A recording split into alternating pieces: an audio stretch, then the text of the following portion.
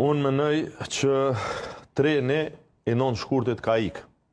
Unë kom nejtë në stacion për 10-it, figurativisht mos i po flasë. Okay. Për 10-it kom nejtë në stacion.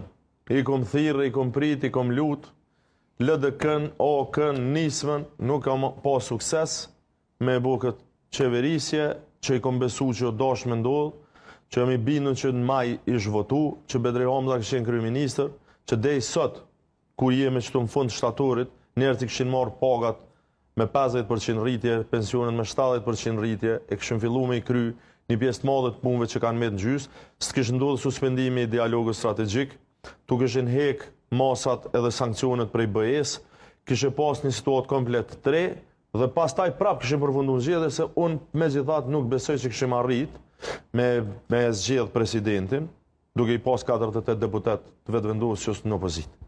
Po me gjithat, menoj që këshim kryu një momentum 3 për zgjedhjet që ishin majt atëherë në prill. Dhe po flasë mënyrën ma të havën që kom full me se cilin për tyne, po e kom thonë të ju në studio mas zgjedhjeve. Kjo sot nuk e shumë si të mundshme.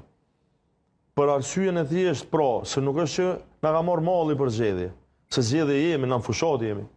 Edhe vetë sa i kem kryu një part, po të bjen 3 herë me dalë të kujtia votimit këtë vit, bëma ki kam në ardhe 4.